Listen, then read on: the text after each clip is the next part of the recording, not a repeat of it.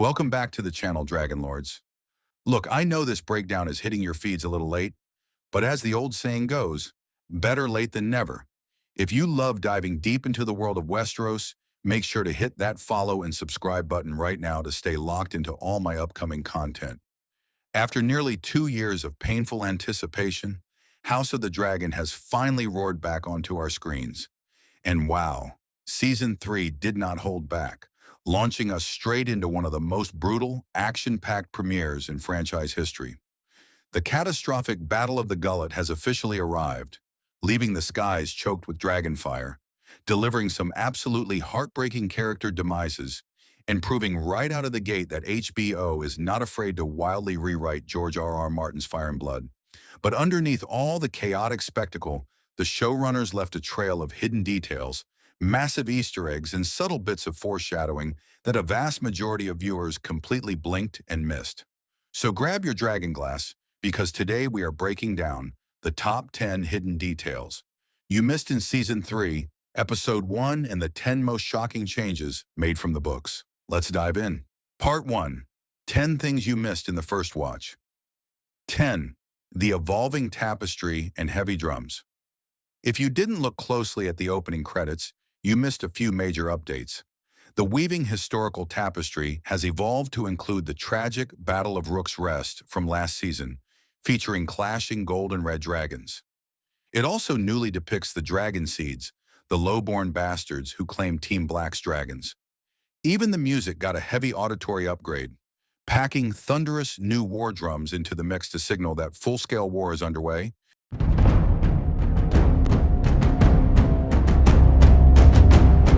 Number 9.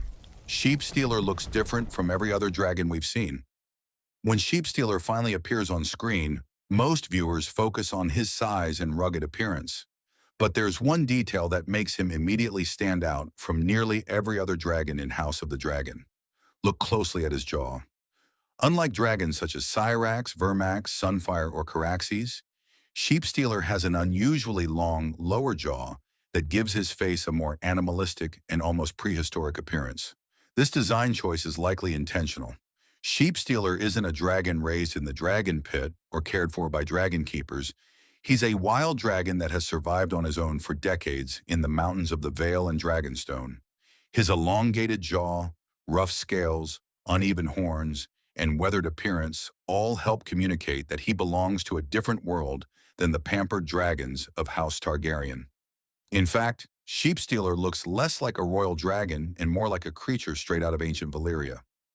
The visual contrast immediately tells viewers something important. This dragon has never truly bearded human control, and that makes Rhaena's sucks. UI bond with him even more impressive. Number 8. Tessarion is much smaller than many fans expected. Most viewers were so excited to finally see the Blue Queen that they missed an important detail. Tessarion appears noticeably smaller than dragons like Vhagar, Vermithor, Silverwing, and even Caraxes. At first glance, some fans assumed HBO had made her too small, but this actually reflects the lore quite well. Unlike the oldest dragons in the dance, Tessarion is part of a younger generation. She is powerful, fast, and battle-capable, but she isn't one of the giant dragons that dominate the skies. What's interesting is that the show seems to emphasize her agility rather than sheer size. Her slimmer frame and streamlined appearance make her look more like a swift aerial predator than a flying fortress. This detail may become very important later in the war. Many viewers automatically assume the largest dragon wins every fight, but House of the Dragon has repeatedly shown that speed, maneuverability, and the skill of the rider can be just as important. And with Daeron Targaryen finally entering the story, HBO appears to be setting Tessarion up as one of the most distinctive dragons of the dance. Did you notice that Tessarion is much smaller than many fans expected? That's actually an important clue about the kind of dragon she is, and why Daeron may become far more dangerous than people realize. Number 7. Jace was already acting like a king. During the Battle of the Gullet, Jace isn't chasing glory or easy kills. Instead, he repeatedly puts himself wherever his allies need him most, leading from the front rather than staying safe above the battle. It's a subtle detail, but it shows how much he had matured. Jace wasn't fighting like a prince anymore. He was fighting like a king. And tragically, those qualities are exactly what put him in the greatest danger. By the time of his death, Jace had become the leader Rhaenyra always hoped he would be. One detail viewers also debated is the source of the arrows that kill him. Because of how chaotic the battle becomes, some momentarily wondered if it could be friendly fire from allied ships. But the episode clearly frames the attack as coming from the Triarchy fleet after Vermax goes down. The repeated arrows that stuck him down could mean that it was from an enemy ship. Let me know your thought in comments. Number 6, Vermax's fall was quietly foreshadowed. One of the most overlooked details in the episode is how often Vermax is placed in increasingly dangerous positions before his actual downfall. Throughout the Battle of the Gullet, the camera repeatedly shows Vermax flying lower than the other dragons, cutting through smoke, wreckage, and clustered ships instead of staying high above the chaos. It feels like simple action staging at first, but it actually builds tension step by step. Every time Vermax dives back into the fight, the situation becomes more unstable, until the battle finally overwhelms him. What makes this important is how subtle the setup is. The episode never announces danger. It just keeps pushing Vermax closer to it until the collapse feels inevitable. So when the moment finally happens, it doesn't feel random. It feels earned. Number 5. The sea battle hides the real strategy. Most viewers focused on the dragons during the Battle of the Gullet, but a key detail is how the Triarchy actually controls the fight early on. They don't just charge in blindly, they deliberately split the Valerian forces and force the battle in a tight, chaotic sea lanes where dragons can't easily operate. This matters because it shows a shift in warfare in Westeros. For the first time, we see non-dragon forces actively adapting to counter dragons instead of just fearing them. Even with dragon superiority, the Black Fleet is put on the back foot simply because the enemy understands timing, positioning, and coordination better than expected. It's a reminder that in this war, dragons are powerful but not always decisive on their own. Number 4. Rhaenyra's dragon scene feels familiar for a reason. Rhaenyra's moment with Sheepstealer isn't just important for the story, it's also framed in a very deliberate way. The entire sequence mirrors earlier dragon bonding visuals from the wider franchise. A lone Targaryen stepping into open wilderness, slowly closing distance with a creature that should not be controlled. The key detail many viewers miss is how calm the scene is compared to most dragon encounters. There's no chaos or panic, just silence, space, and gradual acceptance. That framing strongly suggests a bond built on instinct rather than dominance.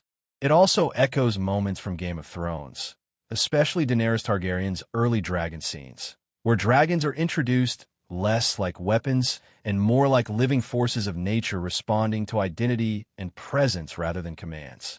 This parallel isn't just fan service, it reinforces a consistent idea across both shows. Dragon bonding is not about power, but connection. And Rhaenyra's scene suggests she may be stepping into that same legacy in a very different way than other riders in the dance. Number 3. The war quietly reveals the real power balance between North and the Greens. A detail many viewers may miss is how the episode subtly sets up the scale difference between the two sides of the war beyond just dragons. On the black side, Stark's support represents something far more dangerous than immediate firepower, raw manpower, and endurance. The North is not known for fast mobilization, but when it commits, it brings large, hardened armies that can sustain long campaigns and absorb heavy losses. That makes the Stark alignment less about instant impact and more about long-term dominance in a drawn-out war. On the green side, the Hightower block represents a different kind of strength. With Old Town's influence and House Hightower backing, they control one of the richest and most resource-stable regions in Westeros. Their strength isn't sheer numbers alone. It's organized levies, wealth, and the ability to keep armies supplied over time, which becomes critical when wars drag on. And then there's Tessarion. While not a massive dragon like Vhagar or Vermithor, Tessarion adds a key multiplier: mobility and tactical pressure. That combination of Hightower resources plus an active dragon presence creates a balanced but dangerous counterweight to Stark manpower. So the episode quietly draws a clear contrast. Starks equals large, resilient armies built for endurance and scale. Hightowers/Greens equals wealth-backed forces with structured supply and a dragon-based tactical advantage. It's not just about who has more soldiers or dragons. It's about how differently each side can sustain a long war. Number 2. Ulf's Black Goat Vision. Why only he saw it. In the middle of the Battle of the Gullet, while everyone else is seeing fire, steel, and dragons tearing through ships, Ulf experiences something completely different. Not because it was actually there in a clear physical sense, but because of how his mind processes what he's witnessing for the first time in his life. Ulf isn't a trained knight. He isn't a seasoned sailor. He's a man suddenly dropped into a war where dragons rule the sky and ships burn like paper. And in that moment of overwhelming chaos, he looks out through smoke, splintered wood, and drifting firelight, and sees what he later calls a black goat. But here's the interesting part. Nobody else reacts to it. Not because they didn't see something, but because they didn't interpret it the same way. For a trained soldier, that shape is just wreckage. A broken mast, a collapsing sail caught in flame. Something instantly categorized and ignored. But for Ulf, it becomes something else entirely. A distorted silhouette, half-formed in smoke, flickering between shadow and fire. His mind fills in the gaps. And what he sees is not just a shape, but a presence. Something watching. Something unnatural standing in the chaos of war. And that's why only Ulf sees it. Because in war, experience teaches you to ignore what doesn't matter. But inexperience forces you to give meaning to everything.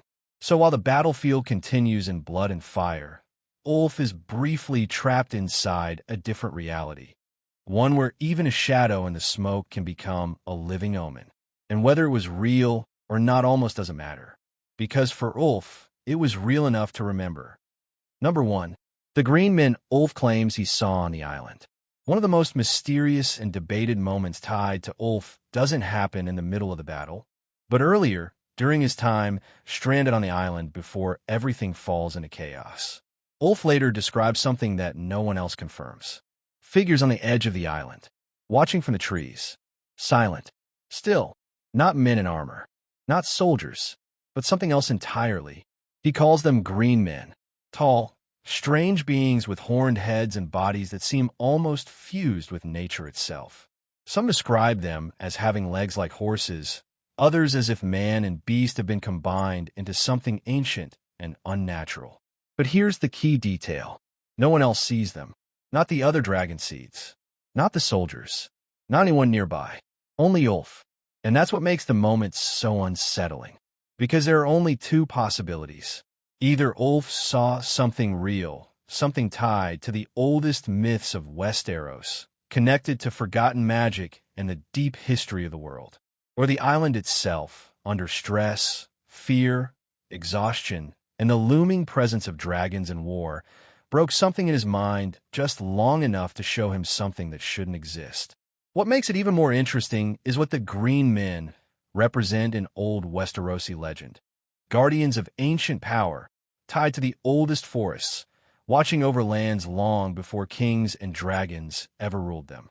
So whether they were real or not, the implication is what matters. Because if Ulf is right, then the Dance of the Dragons isn't just a war between houses.